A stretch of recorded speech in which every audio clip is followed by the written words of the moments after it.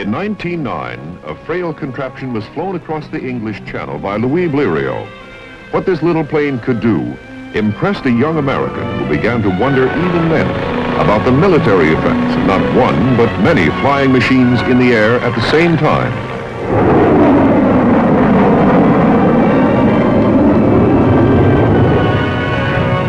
That young lieutenant was Henry Hap Arnold.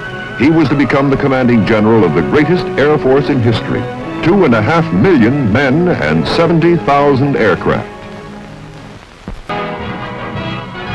In 1911, when getting a heavier-than-air machine aloft was still something of a miracle, Second Lieutenant Hap Arnold was engaged in a project having nothing at all to do with flight and everything to do with launching his military career.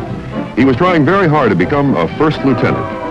Meanwhile, the discovery of the Wright brothers was becoming increasingly interesting to the United States Army. The spirit of the Wright brothers, that a practical answer could be found to almost any problem, was to be an inspiration to Hap throughout his life. The Wrights made it seem that anything was possible, creating an enthusiasm among young aeronauts that was sometimes carried to extremes. When Hap volunteered to learn to fly, his CO said, "I know of no better way for a person to commit suicide."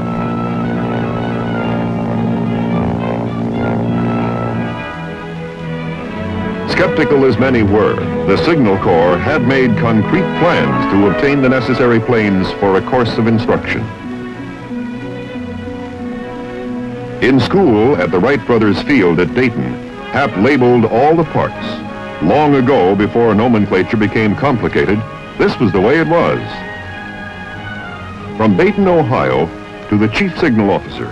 "Sir, I have the honor to report the following progress made by me in learning to operate a Wright airplane. During the week, I've made 12 flights with an instructor and 1 flight by myself. My instruction, under the personal supervision of the instructor in the machine, is finished. And from now on, all my flights will be made alone for experience.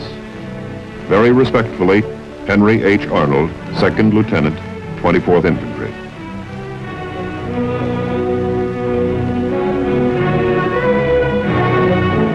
Hap was one of the first qualified pilots in the United States Army. In later years, he never lost the glow of pride and the respect for this symbol of achievement. Hap was the first to win the Mackay Trophy for air reconnaissance, and in 1912 he set a high altitude record of 6,450 feet. In the earliest days of airmail service, he was one of our first couriers. All this experience in the embryo aviation division of the Signal Corps helped him to train others to fly and put him in the front line of those gaining important knowledge about military aviation. Not only better planes and more thorough pilot training, but more men for servicing planes. These were problems which Hap seemed to grasp with a quick understanding.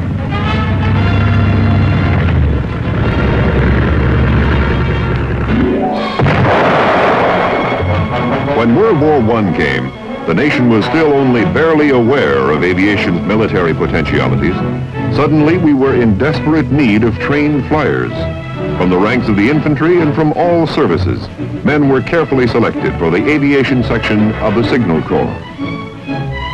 Even more important was our need for aircraft. Administrative problems, including aircraft production, became Hap's responsibility. On the home front, Hap began to learn some lessons that were to have great meaning when he was in command of the Air Force many years later. To produce aircraft for war, one must plan and build long before. Many were the planes and engines finished too late for combat. Hap firmly resolved that America would not be caught short again.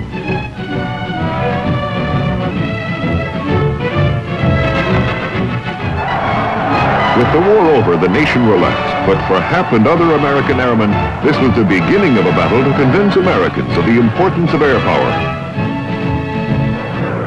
Using some old German battleships as targets, Billy Mitchell showed what precision bombing could do.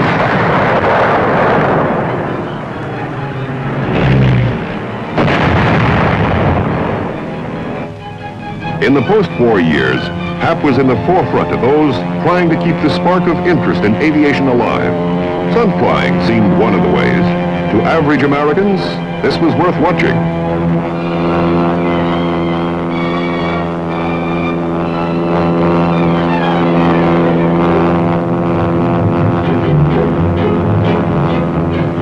Meanwhile, there were real steps ahead important to aviation's future. Safer parachutes, for example. Observation from the air became a means of keeping forest fires under control. In the winter of 1932, under Hap's command, there were airdrops of food to the snowbound Indians of the Southwest. This, one of the earliest airlifts, was a prelude to that in Berlin 16 years later. There were also experiments in the field of photo reconnaissance. There was help in the development of new bombers. In these years, Hap was carrying forth a program of building the Air Corps. He was deeply convinced of its military importance.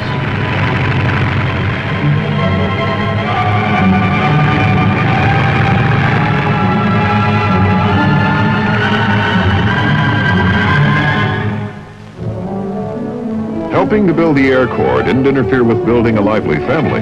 These old home movies show time passing in the Arnold family, and pleasantly. They reveal, as do all pictures of Hap, the reason for his nickname, picked up in the days of West Point.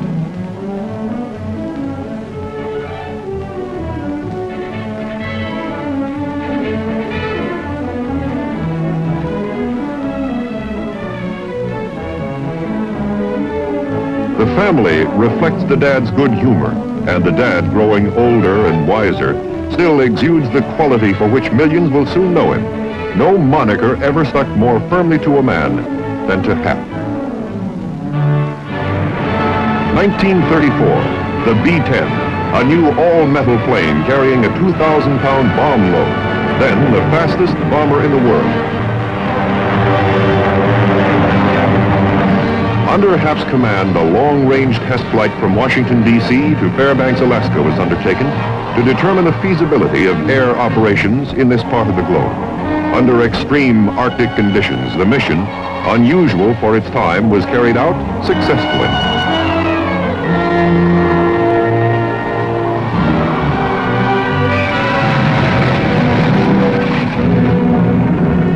On his return, Hap was honored with the Mackay Trophy a second time. 1938, on the day before Hitler won victory at Munich, Major General Hap Arnold was appointed Chief of the U.S. Army Air Corps. Advise our nation to arm for air defense immediately. A strong Air Force is absolutely essential to keep war out of America.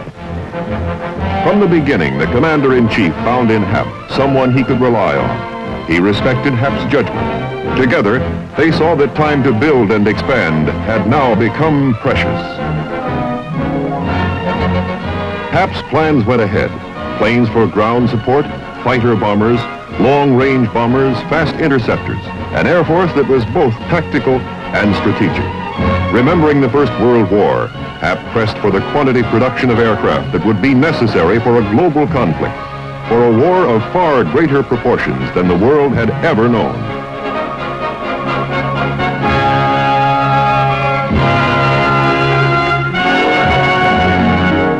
Each day was important now for building planes, for training men, pilots, navigators, bombardiers, gunners, and ground crews. The race against time was on.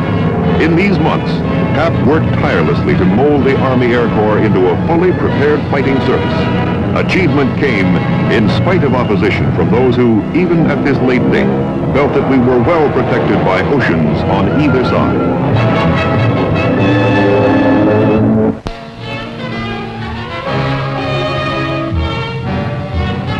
Pearl Harbor brought into critical focus the need for huge quantities of aircraft and vast numbers of men to fly and maintain them. Well aware of the time and money involved, Hap had been steadily extending the Army Air Corps training program, coordinating this with our growing air strength.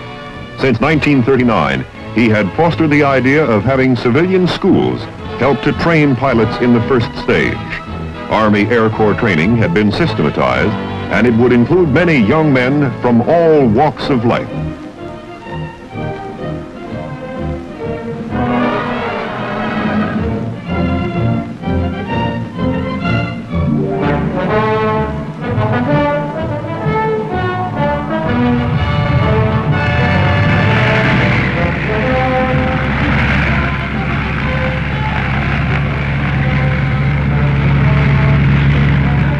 Not all were needed as pilots, or for that matter, were meant to be pilots. Though some took to the air unsteadily, the huge quotas of trained pilots, mechanics, and other personnel were soon being met.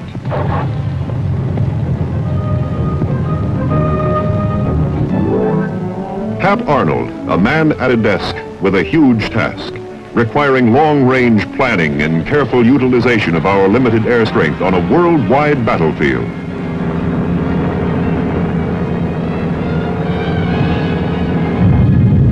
Early in the war, isolated operations began to foreshadow the future effect of long-range bombing. The daring low-level raid on Tokyo was a carefully designed attack which brought home to Japan the real meaning of war.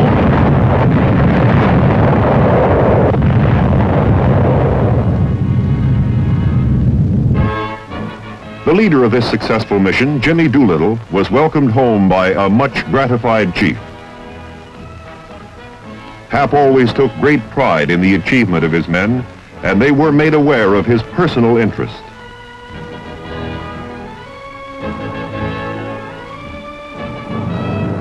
In the following months of battle against the Luftwaffe, American pilots demonstrated a kind of bravery that did credit to the Army Air Corps and that heartened the nation.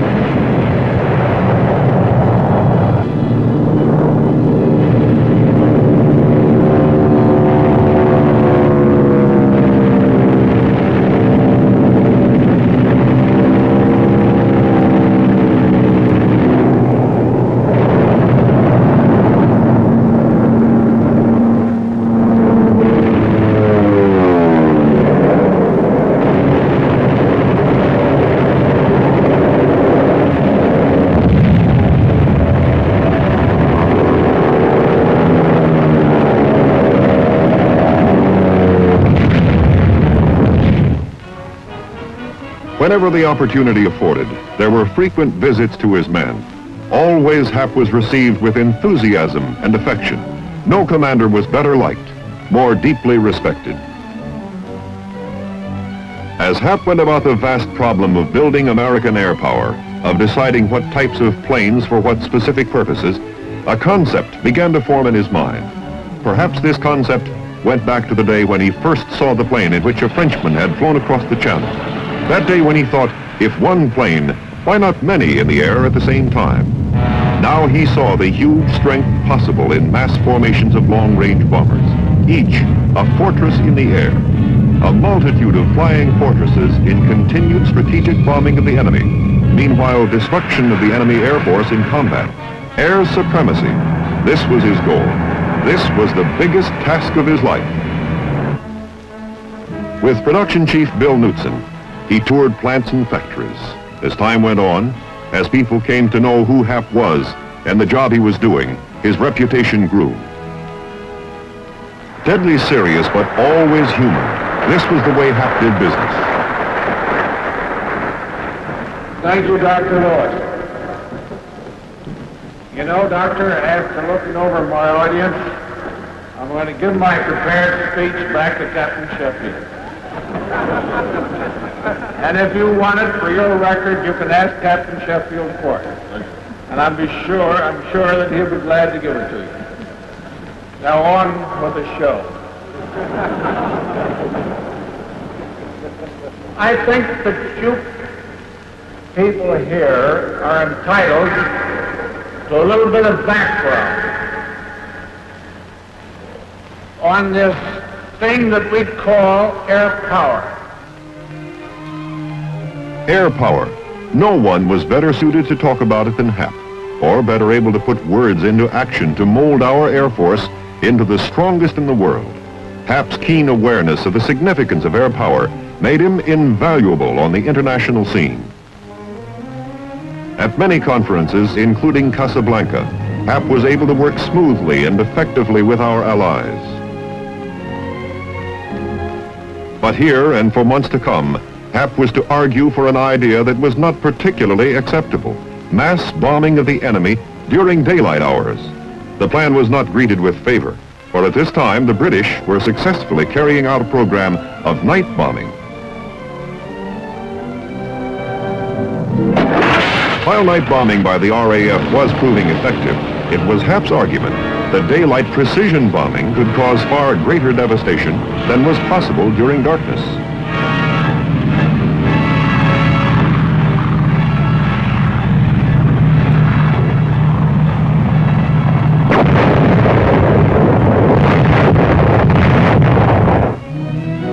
On the agenda at Casablanca were questions as to where the limited number of planes could be best utilized.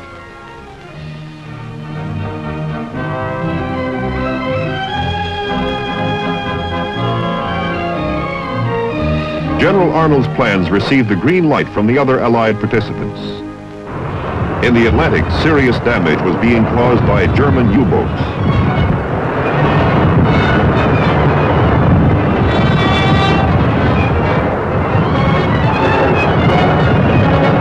To meet the menace, B-24s were assigned to the anti-submarine command.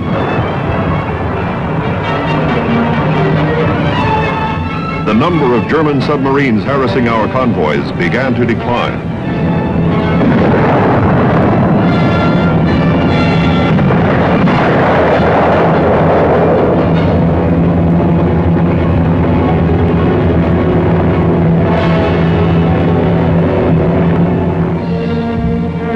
In the Far East, there were other problems.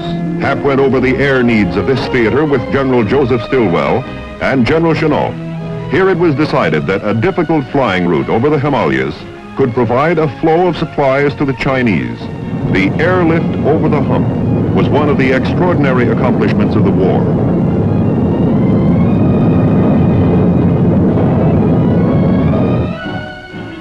Hap, as commanding general U.S. Army Air Forces, was a member of the Allied staff, which met to determine the future course of the war. Here at the Cairo Conference and at Quebec, Hap became known for his judgment and common sense. Among leaders of other nations, Hap was not only the good-natured man with the encyclopedic knowledge of planes and all matters concerning air power, he was a first-rate diplomat upon whom our military staff could depend. By this time, there was complete acceptance of Hap's daylight bombing program by the Allied command. Hap had won a personal victory in a difficult realm.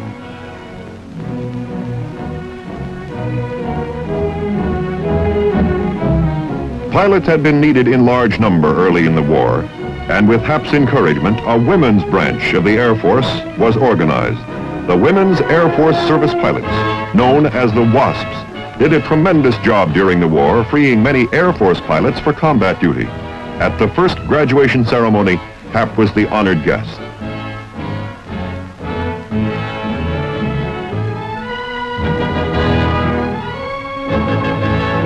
August 2nd, 1943, the 9th Air Force carried out the hazardous low-level raid on a strategic target, the Ploiești oil fields in Romania. 177 B-24 Liberators from the Tripoli area seriously damaged these important oil-producing fields.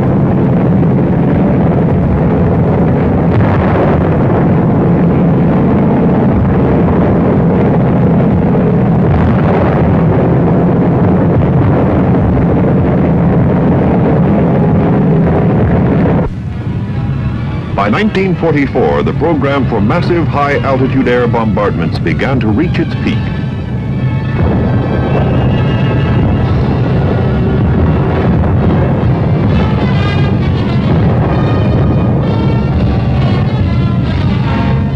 Now, at last, thousands of strategic bombers with new long-range fighter escorts were over Germany at the same time. And now the question was, could this tremendous all-out effort be continued? There was no let-up. There had been thorough planning in every detail that had placed the thousands of planes over Germany at the same time. No one was more instrumental in achieving our long-range plan for strategic bombing of the enemy than Hap Arnold. Through his effort, nothing had been allowed to stand in the way of the plan to use air power to knock Germany out of the war.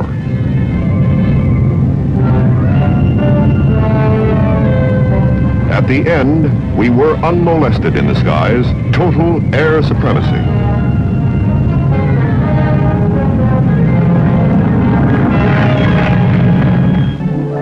At the close of the war in Germany, at the conference in Potsdam, Hap participated in plans for the unfinished work in the Pacific.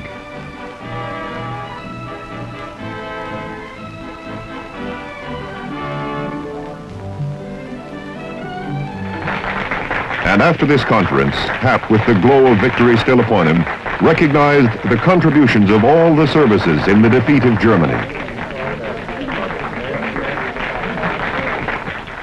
This is an appropriate occasion, for we are celebrating tonight the 38th birthday of military air power in the United States. At this time, the newest of the services acknowledge the debt it owes to the armies of our land and the navies of our sea.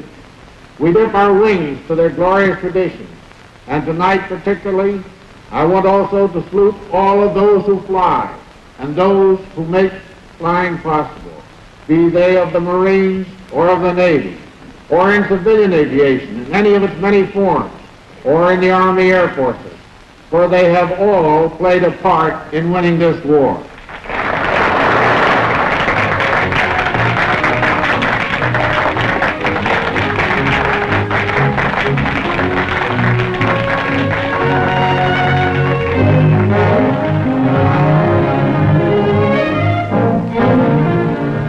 Now able to concentrate full attention on the war with Japan, he flew to bases in the Pacific.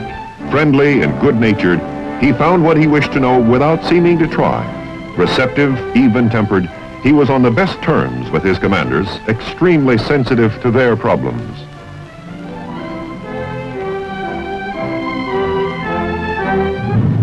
Now, according to plan, what had knocked out Germany could do the same in Japan. The B-29, the pioneer of air intercontinental bombers. The plane which, thanks to Hap's convictions and leadership, had been in the works long enough to be ready.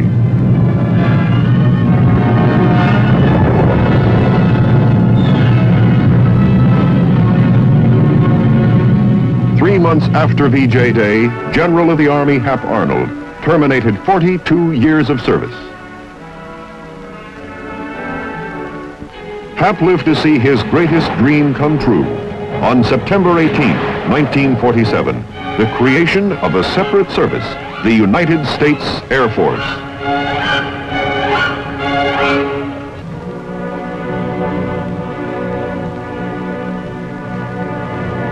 Five years after retirement, his full life came to a close. He was buried at Arlington Cemetery in January 1950. Hosts of devoted friends mourned his passing.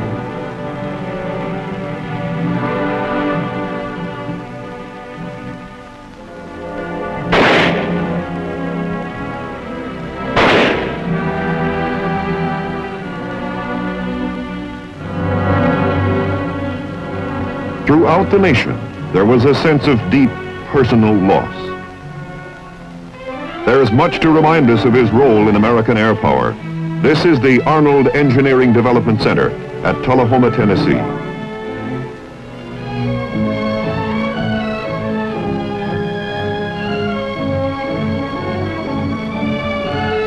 Not only in name, but in spirit was General Arnold identified with this center, devoted to research and development in the Air Force, to problems of air and space engineering. Since his time, much has happened, and in many ways, what he stood for has come to pass. It was Hap Arnold who sought the best in aircraft and material, continuous experimentation, development, progress in the air.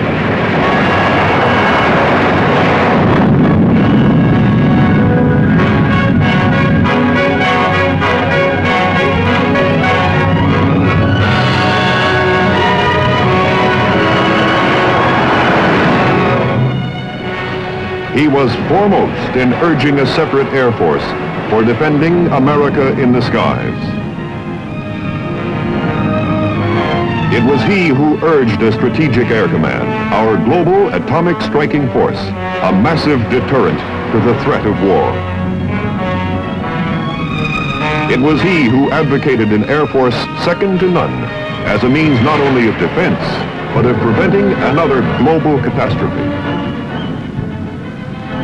He saw the need for greater public interest in matters of air power. Without awareness and support, no nation could expect to remain strong. As the years go by, as we move faster and faster in and into the age of space, one influence above all seems now more lasting. It was General Arnold who envisioned an institution to train Air Force leaders, capable of guiding our nation's air defense, whatever the future, the Air Force Academy. And every man who is honored to attend there is profoundly touched by his influence.